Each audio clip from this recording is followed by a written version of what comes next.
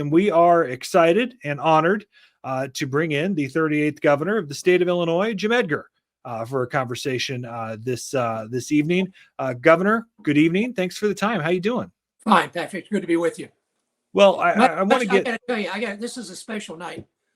This is a lot better night than 50 years ago. 50 years ago tonight, I ran my first time for public office, and I lost in the Republican primary. And at 27, I thought my career was over. So anybody out there, young people, just, you're going to have some stumbles along the way. So, but I was thinking all day today, today's going to end a lot better than it did 50 years ago. Well, you don't have to deal with politics other than gabbing with me. So it could be a lot worse, right? Yeah, right. And I'm not going to lose. So, yeah. So Governor, you and I have talked previously about the direction of the Republican Party, and you and I essentially kind of don't fit there. As someone who you were obviously the leader of the state party. I'm someone that worked in Republican politics for many years. What kind of identity crisis are Republicans having now in 2024 as Donald Trump continues to be the standard bearer of the GOP? Well, Donald Trump has taken over the Republican Party. It's not the party that I was part of as governor. It's not the party of Ronald Reagan, not the party of Dwight Eisenhower. Just the attitude toward the Soviet Union, Russia and Ukraine. It's just completely changed. And, it is what it is. I don't see nationally it's going to bounce back to be a little more to the center, where I think it then could win more elections. But as I said, it is what it is. Now, in Illinois, I don't think it's as bad off as it is in other states, and it is nationally. We still have a somewhat, moderate's not a term really applicable. We have a conservative group versus a far right group that I think is reasonable. And I think the leadership in the Republicans in the legislature reflects that. There's some battles tonight in primaries that, could have an impact on that. So while the party, I think, has moved too far to the right, but more importantly, that it's been taken in by this Trump never was a Republican. I still don't think he is. But as I said, I think there's more hope in Illinois than there is nationwide. But even saying that, we're still, I think, a long way in Illinois from being competitive in a race for U.S. Senate, but particularly for governor. And that's one that really matters. That really shapes the state.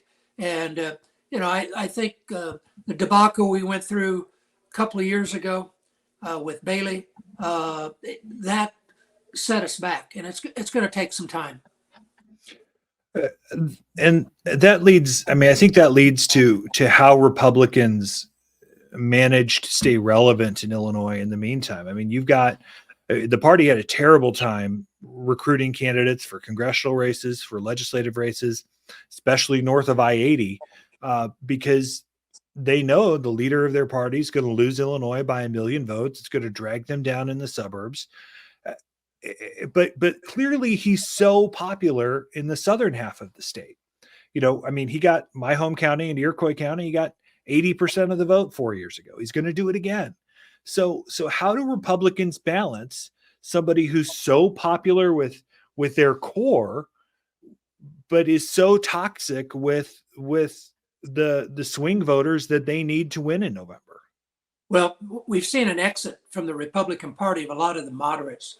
They're either now independents or they become Democrats. A lot of people that I've known that helped me, they wouldn't anymore take a Republican ballot. I took one. I said it gives me a chance to vote against Trump twice. But that's part of the dilemma. We've lost a lot of people that used to make up the Republican Party. They have moved to independent status, or they've moved to the Democrats. And so come primary day, we don't have as many of the more moderate Republicans showing up. It's more that come from the far right. And primaries determine elections in this day and age with the way districts are gerrymandered, both Republican and Democrat. So that's a problem. We've got to get more people involved in voting in primaries. Again, if Trump is not successful, and I wouldn't rule out him winning. I mean, I got to say, put aside any partisan feelings, I'm just scared to death for this nation if he gets another 4 years. Particularly, there's no restraint on him. He's going to be far worse, in my estimation, than he was 4 years ago.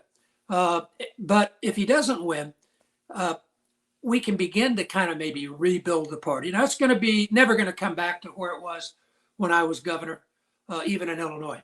It's going to be much more right of center, but I think hopefully would be a party and have leaders that you would not be embarrassed by what they're saying. They wouldn't go out and stir up trouble. You could disagree philosophically, but people that you could respect. And to me, that's one of the major challenges in government today, both Republicans and Democrats, is winning the trust of the public toward public officials. And that's why I think we have to have people who are choose their words carefully, don't say outlandish things just to stir up the base, because it has serious repercussions, as we saw on January 6th. And again, I hope, but I don't know if I'll see it in my lifetime, that we come back and win statewide races like we used to in Illinois. What's abortion going to mean for Republicans in November? Well, one of the big problems we have as the party is the suburbs used to be where we would, I'd get 70% in those townships, in those counties up there. We don't do that. We're lucky to break even. And abortion is a big part of that. Trump and abortion, and of course, they're tied together because Trump put the Supreme Court on that overturned Roe versus Wade. But that is something that's really an impediment for even moderate Republicans, because they get brushed or painted with the same brush that those that are to the far right. And, classic example was the defeat for the county board chairman in DuPage County 2 years ago. That was really the future of the party. And here you had a candidate who was pro-choice, but he got locked in as a Republican with all the pro-choice and lost very close, but still lost. So that's an issue that's going to hurt Republicans this year. It might be Joe Biden's only way he's going to win is that might have enough enthusiasm. That's what I look at Biden. His problem is enthusiasm, getting his vote out. Turnout's going to be the key. It is in any election, but this election, will Biden get those people he had 4 years ago to come out? Trump voters are going to come out no matter what. I mean, there's no way you could have a blizzard. Trump could be convicted of 10 crimes. Those people are going to come out and vote for him.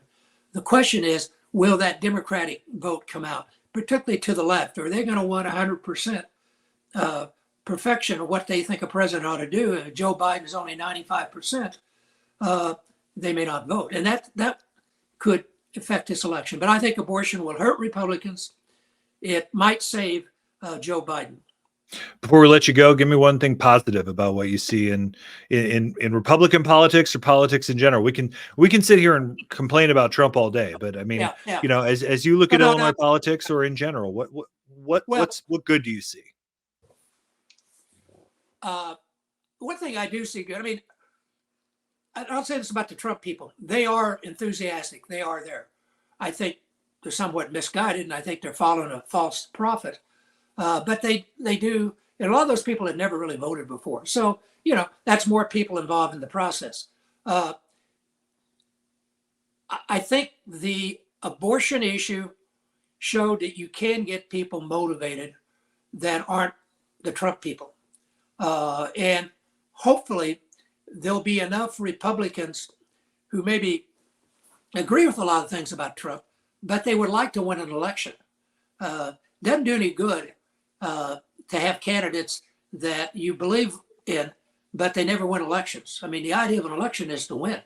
And hopefully we'll get back to that. But I do, as I said, in Illinois, I think the legislature, my big concern is the Democrats have so many votes.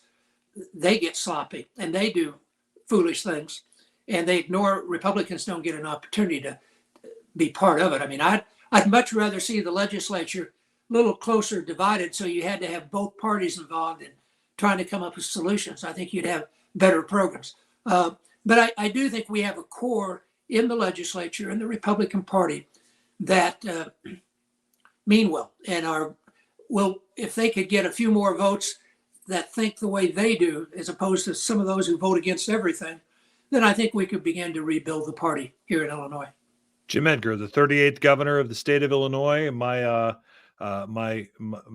shining city on a political hill. Governor, I appreciate your input as always. I've got an Edgar bumper sticker floating around here somewhere too. I was going to show it off, but couldn't find it. So thanks. Don't show it to my wife. She gets nervous. I think I've got a Brenda sticker around here too. So was that 94 that they made those? So now both. Probably 94, because I think she won the election. I went out on her coattail. Well, she was far more popular than you in 94. So, Governor, thank you so much for the time. We really appreciate it, and we'll talk to you soon.